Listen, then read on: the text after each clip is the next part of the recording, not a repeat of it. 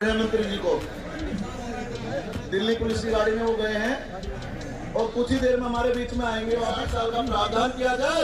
ये तो लिखा नहीं दिया, उल्टा लिख दिया कि दोबारा ले लेंगे इसको, 1600 मीटर दौड़ देगा और रिटर्न देगा।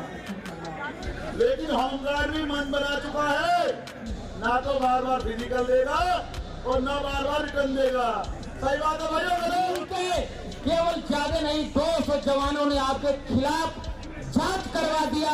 एंटी करप्शन विजिलेंस और सीबीआई से तो पता लग जाएगा जो अवैध संपत्ति तुमने इकट्ठा कर लिया है, जेल में जाना पड़ेगा। हम लोगों को उल्टा रास्ता मत दिखाओ, सरकार तो जांच। मैं उन सबको बधाई देता हूँ और धन्यवाद देता हूँ कि इस एकता को हमेशा बनाए रखना और इस एकता को आगे बढ़ेंगे और हम लड़ेंगे और हम जीतेंगे।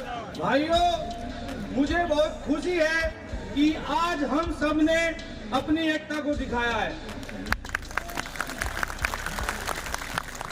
ये जंतर मंतर साक्षी है आज कि दिल्ली होमगार्ड एक था, एक है और एक रहेगा।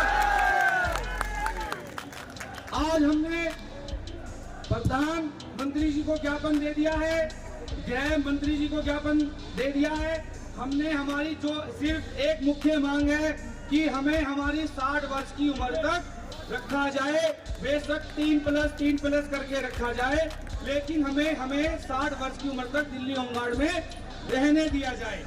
क्यों? क्योंकि हमें 14 वर्ष हो गए हैं। 14 वर्षों की नौकरी करने के बाद भारतीय संविधान के अनुसार यह हमारा हक और अधिकार बन जाता है कि हम अपना हक चुनी हुई सरकार से मांगे और चुनी हुई सरकार हमको हमारा हक, हमारा अधिकार दे और उसको देना पड़ेगा। झुका देंगे, अरविंद केजरीवाल जी को झुका देंगे, कह देंगे हमें हमारा हक वापस दो। क्या हम बेरोजगार होंगे? क्या हम बेरोजगार होंगे? और हमें होना भी नहीं चाहिए। और मैं इस मंच के माध्यम से विजय टीसी जी को 2 दिन का समय देता हूं। 11 तारीख 12 तारीख की शाम तक या तो वह गलती मान ले कि भाई मुझसे गलती हो गई, आपने ऐसा मुझे कभी नहीं कहा, या हम अपनी उस बात का सबूत पेश कर दे, नहीं तो 13 तारीख को वो कानूनी कार्रवाई के लिए तैयार रहे। भाइयों बताओ, कानूनी कार्रवाई करनी चाहिए नहीं करनी चाहिए? वो व्यक्ति कहता है कि मैं उसको जान से मारने की धमकी दे रहा हूं। अगर उसकी इस बात का फायदा उठाकर किसी और ने कर दिया, भाइयों इल्जाम किसके ऊपर आ जाएगा? मैं बीजेपी को इस मंच के माध्यम से 2 दिन का समय दे रहा हूं, या तो वो गलती मान ले या सबूत पेश कर दे, नहीं तो 13 तारीख को कानूनी कार्रवाई के लिए भारत माता की दिल्ली होमगार्ड एकता, दिल्ली होमगार्ड एकता। अन्याय नहीं सहेंगे, अन्याय नहीं सहेंगे, और मैं और मेरे 8,500 साथी दिल्ली होमगार्ड में है जो पिछले 14 वर्षों से नौकरी कर रहे हैं।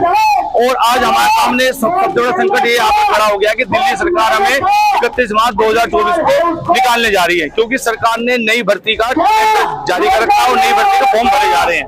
अगर यह नई भर्ती पूरी हो जाती है तो वर्तमान समय में जो 14 साल से नौकरी कर रहे हैं वह बेरोजगार हो जाएंगे। तो अभी आपने कोई ज्ञापन भी दिया? हमने अब तक एलजी साहब को, मुख्यमंत्री जी को ज्ञापन दे चुके हैं और आज हम गृह मंत्री जी को और उनको ज्ञापन देकर आए।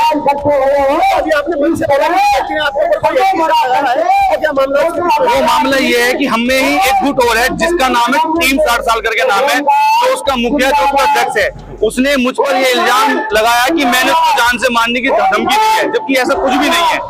उसने झूठ बोला है। मैंने उसको 2 दिन का समय दिया है, या तो वो अपनी गलती मान ले या जो उसने बातें बोली है उनका वो दे दे, पेश कर दे, और नहीं करेगा तो फिर मैं तीसरे दिन उसके खिलाफ कानूनी कार्रवाई करने जा रहा हूँ।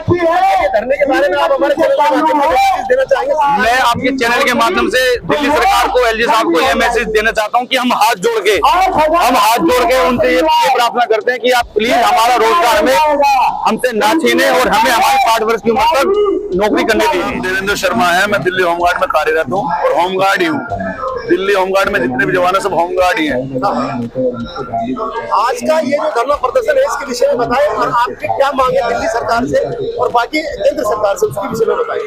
आज का जो धरना है ये इस विषय में है कि जी जो होमगार्ड चल रहे हैं इनको आने वाली 31 मार्च में निकाल दिया जाएगा और नई भर्ती की जाएगी। फ्रेश भर्ती है 10,285 होमगार्ड की है। ये वर्तमान में 8,624 जवान चल रहे हैं, इनको निकाल के नई भर्ती की जाएगी। और नई भर्ती में कह रहे हैं कि भाई डिपार्टमेंट कहता है कि भाई आप आइए, दोबारा आइए। दिल्ली सरकार कहती है आप दोबारा आओ, पेपर दो और फिजिकल दो, दोबारा आ जाइए। लेकिन जब हम एक बार पेपर दे चुके हैं, फिजिकल दे चुके हैं, तो हम दोबारा पेपर क्यों दें? हम लगातार पिछले 14 सालों से जब सेवा दे रहे हैं सक्षम, हम क्यों पेपर दें? हमारी यही डिमांड है इस धरने के लिए।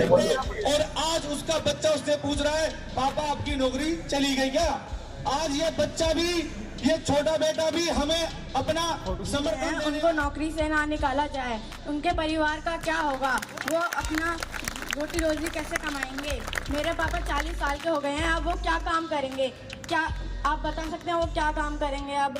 और अब वो वापस फॉर्म भी नहीं भर सकते क्योंकि अब इतने नए रूल लागू कर दिए हैं कि कोई जो पुराना बंदा है वो वापस से नहीं आ सकता है। Thank you.